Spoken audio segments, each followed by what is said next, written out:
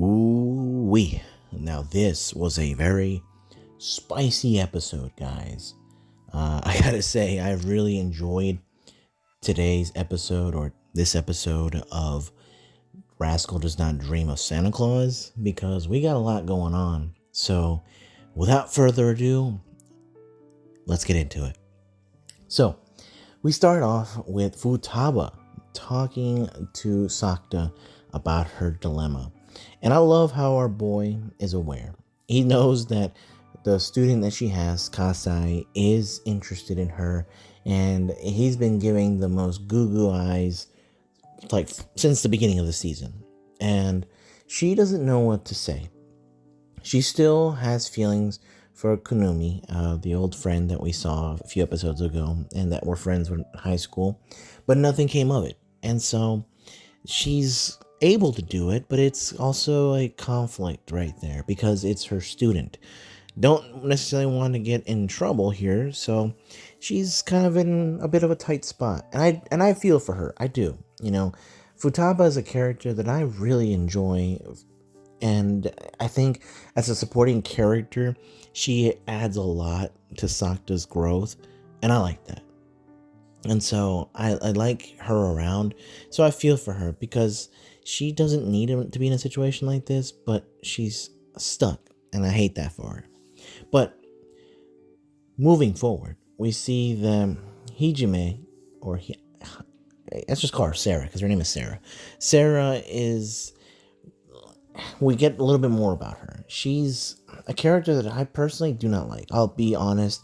I'm going to say she's just not a character that really interests me because of the fact that she's got this puberty syndrome, but she's just not wanting to get over it.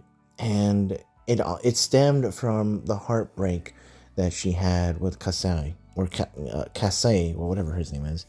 And we hear his side of things. And like he thought that they were just childhood friends, that they were actually, maybe he thought that this was going to be love, but it wasn't that. It turned out that he didn't know what love was until Futaba. And so he's not interested anymore, and that's when the whole situation kind of unravels, and it involves Futaba as well. Because if there wasn't that heartbreak, perhaps they would have been together, and it would have maybe done something a whole different story. But with her puberty syndrome, it seems like the obvious choice was that it kind of allowed boys to kind of be more interested in her, and she thrived off of that being liked by many guys and causing jealousy. I feel bad for the girl that's also being taught by Sakta and the cram school.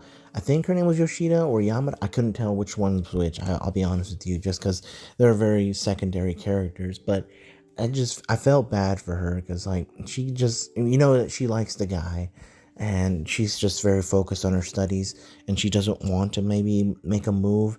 And with now having Sarah there, it's just making it more difficult for her to get closer to this guy. And perhaps she doesn't even need the tutoring. She's just maybe wanting to use it as an excuse to be around him. I don't know. We don't know much about them as of right now.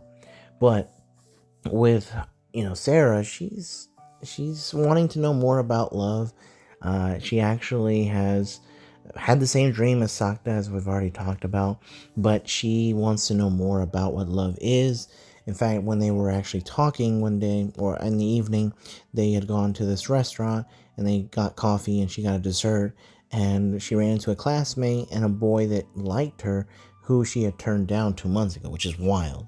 So really, Sarah is just a wild character, but she seems to be interested in somebody, and it's kind of crazy that she's set her sights for Sakta. That's not anything that should surprise anyone, but she has, and obviously it's tough. She's still challenging Sakta with regards to the homework, which is to figuring out what her puberty syndrome is.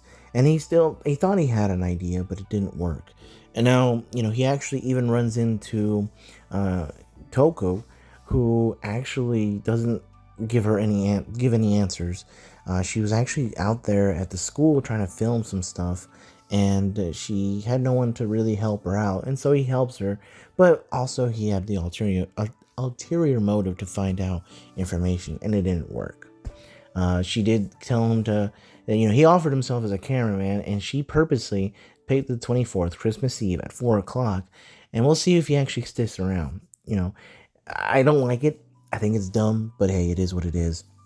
And so we actually have Maya a little bit in this episode, and I like how she's like aware of everything that's been going on. She's probably not a fan of what's happening, and we know that Sakta's doing this and trying to keep her safe. And it's just kind of a sad situation, but he's having to do all this because maybe SARA might be involved.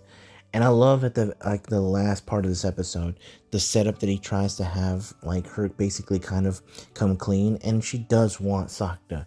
Futaba was there, and it was great. And he then kind of explains to Futaba what's been going on and the reason why he did that. And now I feel like maybe Futaba is going to be more involved, hopefully, in trying to clear this mess out. So we'll definitely see. But it's a messy episode. A lot of heartbreak involved and just situations. And I'm loving it. But let me know what you guys think, and I'll catch y'all later.